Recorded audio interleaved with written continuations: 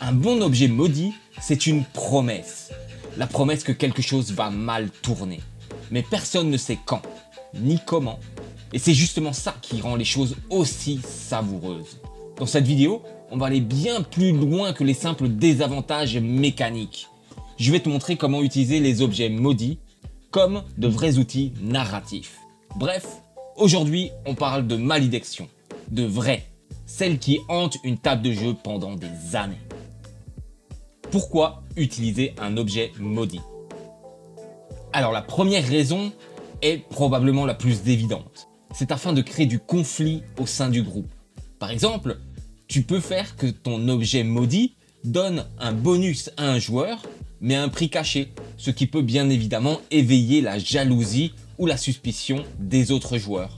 Tu peux aussi créer des dilemmes de groupe, car certains personnages voudront le garder, quand d'autres vont vouloir le détruire. Mais l'objet maudit peut aussi tenter d'influencer subtilement le porteur à agir contre les intérêts du groupe. Une autre utilité d'un objet maudit est d'introduire de la tension et du suspense dans ta partie. Ainsi, tu peux faire planer le doute sur l'objet. Est-il vraiment maudit? Quels sont ses effets? Ainsi, tu peux implémenter dans ta description de légers signes étranges qui apparaissent petit à petit, comme des hallucinations, de la malchance ou peut-être des bruits anormaux. Et alors là, quand tes joueurs vont découvrir effectivement l'ampleur de la malédiction, ils vont réellement flipper. D'autant que tes joueurs ne vont pas forcément se rendre compte immédiatement de la malédiction, ce qui va créer un effet de découverte énorme. Tu peux aussi utiliser l'objet maudit pour provoquer des décisions morales difficiles. Par exemple, l'objet donne un pouvoir énorme, mais nécessite un sacrifice, qu'il soit éthique, émotionnel ou physique. Ainsi, tes joueurs se poseront la question, faut-il garder un objet qui corrompt son porteur s'il permet de gagner des vies? Ou alors ils souhaiteront déléguer cette charge à un PNJ. Et là, tu pourras jouer sur l'affaiblissement du PNJ. En rendant des objets maudits, tu les transformeras en artefacts inoubliables. Un simple anneau ou une arme peut devenir central à l'intrigue à cause de cette fameuse malédiction. Et tu verras que tes joueurs s'y attacheront, même s'il est dangereux, car il a du caractère, de l'histoire. Un bon objet maudit crée des souvenirs de jeux marquants que les joueurs racontent encore pendant des années. Type de malédiction. Je t'encourage vivement à utiliser différents types de malédictions lors de ta création d'objets maudits. Ainsi, tu peux utiliser 1. La malédiction physique, représentant de la fatigue permanente ou des blessures qui ne guérissent pas, voire même une perte progressive de caractéristiques. L'objet peut aussi très bien infliger des dégâts si on tente de s'en séparer ou qu'on l'ignore pendant trop longtemps. Il peut même créer des transformations du corps du porteur, la peau qui noircit, des membres qui se transforment, etc. 2. Des malédictions mentales ou émotionnelles. Elles peuvent se manifester sous forme d'hallucinations auditives ou visuelles. Ainsi, la réalité devient floue. Il peut créer aussi une obsession. Le porteur ne peut plus s'en passer. Il devient paranoïaque si on l'approche. Il peut même créer un changement de comportement, créer de l'impulsivité, de la colère, ou alors un isolement et le rejet des autres. 3. Des malédictions sociales. Ainsi, l'objet peut rejeter certains PNJ, même ceux qui étaient alliés. Les gens ressentent une gêne ou de la peur en sa présence. Mais l'objet peut aussi très bien attirer des ennemis, que ce soit des chasseurs de reliques, des sectes, voire même un esprit vengeur. Le porteur devient le porteur d'une aura que les autres perçoivent comme maléfique. 4. Malédiction symbolique ou métaphysique. Tu peux très bien faire que l'objet altère le destin d'un personnage porteur, lui rendant impossible la fuite dans certaines situations. Ou alors le porteur devient un champion d'une entité qu'il n'a pas choisie. L'objet maudit peut aussi avoir lié son âme à une cause, une prophétie, ou un cycle maudit qu'il devra accomplir absolument. 5. Malédiction conditionnelle ou à retardement. La malédiction présente dans l'objet peut se déclencher uniquement après un certain temps en la possession du porteur, ou après qu'un certain événement se soit passé.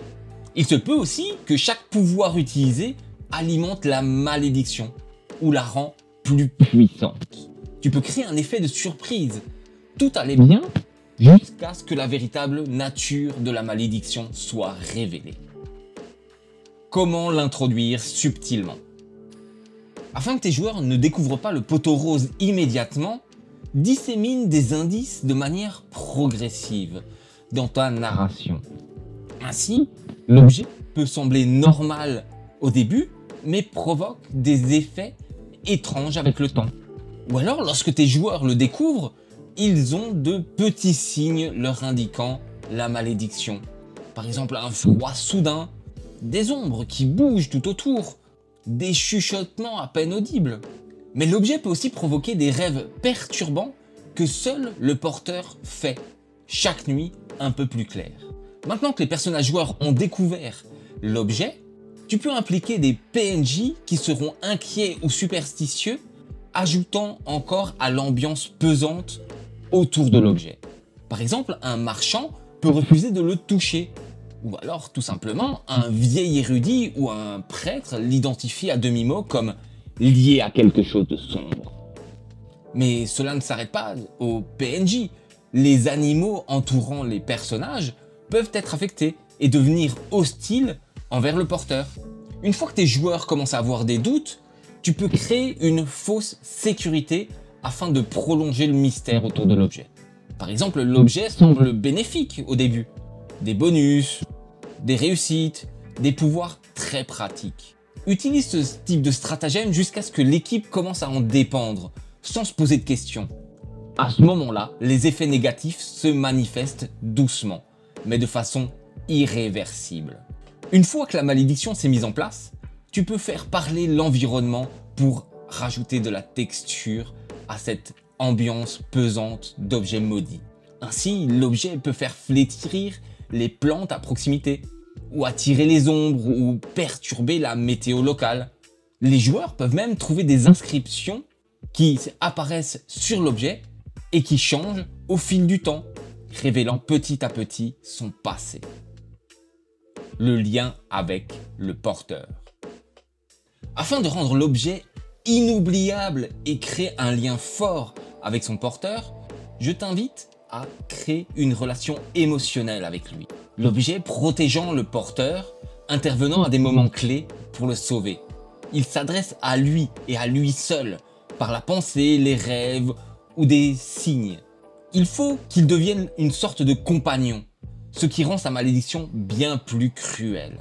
Plus le porteur l'utilisera, plus il sentira qu'il ne peut plus s'en passer.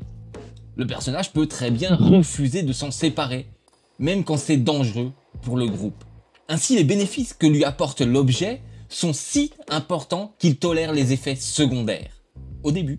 Puis tu peux instaurer un chantage implicite, l'objet menaçant de partir ou de faire du mal si on tente de s'en séparer. Ainsi, il donnera un pouvoir, mais en échange d'un acte précis que le porteur devra accomplir. Il pourra aussi très bien punir l'indécision ou la rébellion du porteur par des douleurs ou des visions horribles. Et réellement, pour le rendre inoubliable, renforce le poids narratif de la possession. Fait que le porteur devient un être marqué ou élu, recherché ou craint par d'autres entités, rendant ainsi la séparation dramatique, voire même tragique. Un sacrifice, une trahison, la corruption finale. Ainsi, tu peux créer un arc narratif complet où le porteur devra choisir entre garder son humanité ou céder à l'objet. Exemple concret d'objets maudits. Voici quelques exemples d'objets maudits dont tu peux t'inspirer pour tes parties. 1. La lame des révélations. C'est une dague en os d'ange gravée de runes qui révèle la vérité à celui qui la tient. Elle a pour effet de permettre de voir les mensonges, mais chaque usage efface un souvenir personnel du porteur. Pour lui donner de la texture, elle peut donner des révélations troublantes ou pousser à la paranoïa son porteur. Un twist intéressant est qu'à terme, le porteur ne se souvient plus de qui il est. Elle est idéale pour des enquêtes ou des campagnes à identité secrète.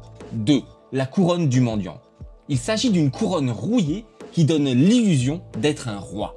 Elle a pour effet 2. Faire que tous les PNJ traitent le porteur comme un souverain, même dans des contextes absurdes. Les effets sur le porteur sont que le pouvoir lui monte à la tête, créant des tensions avec le groupe. Un twist possible est que chaque jour, le porteur perd un point d'intelligence ou de sagesse. Petit à petit, il deviendra fou. Cet objet est parfait pour les joueurs ambitieux ou mégalos. 3. L'anneau du devoir. Il s'agit d'un anneau noirci, gravé de chaînes, trouvé dans les ruines d'un temple. Il a pour effet de renforcer la force et la résilience du personnage, mais le force à protéger un ennemi. Ainsi, le personnage se retrouve constamment en dilemme, à cause d'attachements irrationnels envers un adversaire. Un twist possible est que le porteur doit choisir entre trahir ses alliés ou perdre ses pouvoirs. Il est parfait pour exploiter des conflits d'intérêts au sein d'un même groupe. 4. Le miroir de vérité. Il s'agit d'un petit miroir portatif sans reflet, sauf pour son porteur. Il montre les véritables intentions des autres, mais déforme la réalité, créant ainsi de la paranoïa, des soupçons, des faux positifs et des crises de confiance. Un twist intéressant est que l'objet crée les intentions qu'il révèle. Il est parfait pour saboter la cohésion du groupe sans rien imposer. Les objets maudits, ce sont des pièges, oui, mais des pièges qui parlent, qui manipulent, qui transforment. Des outils qui te permettent à toi, le MJ, de raconter des histoires qu'on n'oublie pas. Tu peux les utiliser pour créer de la tension, du drame, du conflit ou même une réflexion morale profonde. Et surtout, tu peux rendre un simple objet plus marquant qu'un boss final. Alors la prochaine fois que tu donnes un artefact à tes joueurs, pose-toi cette question. Et si cet objet voulait quelque chose en retour? Et si tu veux encore plus d'idées maudites, lâche un pouce, abonne-toi à la taverne et dis-moi en commentaire, c'est quoi pour toi le pire objet maudit que t'aies vu en partie?